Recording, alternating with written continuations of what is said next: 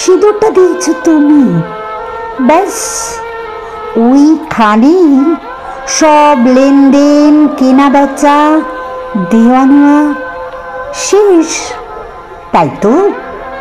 আর তারপর থেকেই সব দিতে হয় আমাকে। কে কে দিয়েছে আমি? এই প্রশ্ন আমার আগে নিজেকে জিজ্ঞাসা করো। প্রথম যেদিন এলাম তোমার ঘরে, সেদিন তুমি আমায় বললে নতুন ঘর, নতুন সব, নতুন করে শুরু। হ্যাঁ হ্যাঁ হ্যাঁ, তারপর থেকেই প্রতিটা দিন নতুন, প্রতিটা সকাল নতুন, প্রতিটা রাত নতুন। তোমার হাতের আদর নতুন, বিছানায় পাতা চাদরও নতুন।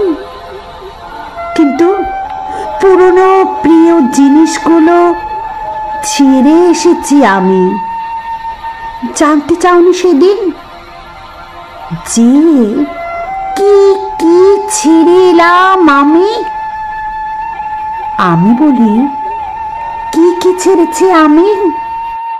25টা বছর, 4-12টা শৈশব, আর বাকিটা বুঝতে বুঝতে বড় হওয়া যে তোর উপর অধিকার কেউ অর্জন করে নেবে। আর ছেড়েছি বাবার যত্ন, মায়ের আদর, ভাই বোনের সাথে খুনসুটি, বিকেলের লাফদড়ি খেলা, সন্ধে একতলা মুড়ি মাখা, শীতের রাতের বৃষ্টি, বাসে করে বন্ধুদের সাথে ইউনিভার্সিটি থেকে ফেরা, আরো কত কি। না না না না, যা ছেড়েছি তা ফেরে না। হারানো বিকেল ফেরে না, নারীর কৈশোর ফেরে না, কুমারীর কৌতূহল ফেরে না। হারানো বিকেল ফেরে না, নারীর কৈশোর ফেরে না, কুমারীর কৌতূহল ফেরে না, বসন্তের শিহরণ ফেরে না। শুধু ফিরে ফিরে আসে তোল পার করা হৃদয়ের ফিরে আসার ডাক। এগুলো সব ছেড়ে আমায় নতুন করে শুরু করতে হলো। কত সহজেই বলেছিলে তুমি, কিন্তু বুঝোনি নতুন করে শুরু করা কতটা কঠিন ছিল। নিজের কিছু আছে এখন আর বুঝতে পারি না। আগে সবই আমার নিজের ছিল। মায়ের গহনা নিজের ছিল, বাবার উপহার ভাইয়ের সাথে ভাগ করে নেওয়া ছিল, তবু তো নিজের ছিল। ব্যস্ততাতেও মায়ের খাইয়ে দেওয়া ছিল, মায়ের হাতের রান্না তাও তো নিজের ছিল। আর এখন তুমি বললে সব নিজে করে খাও, সব নিজের করে নাও। বেশ, নিজের করে নিলাম।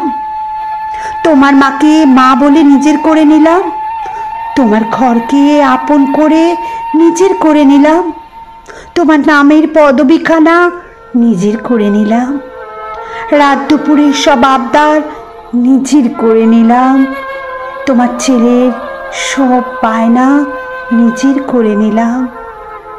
সবাইকে খাইয়ে সব শেষে খেতে বসা নিজের করে নিলাম। কাক ভরে জেগে ওঠা নিজের করে নিলাম। মায়ের কাছে গেলে মা এখনো বলে, কিরে দুমুঠো ভাত খাইয়ে দেব, চুলটা তোর বেঁধে দেব, আজ একটু বেশি ঘুমো না। ও বাড়িতে উঠিস তো না হয় ভোরে, এ বাড়িতে একটু বেশি ঘুমো।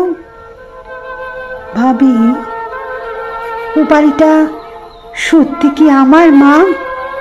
ওখানে আমি কারোর স্ত্রী, কারোর মা, কিন্তু কারোর মেয়ে তো নয় মা। এখানে মা আমি তোমার মেয়ে, ঠিক যেমন ছিলাম আগে। তাই এখনো যখন এই বাড়িতে ফিরি মনে হয় মা এটাই আমার বাড়ি, আর ওটা ওটা আমার শ্বশুর বাড়ি।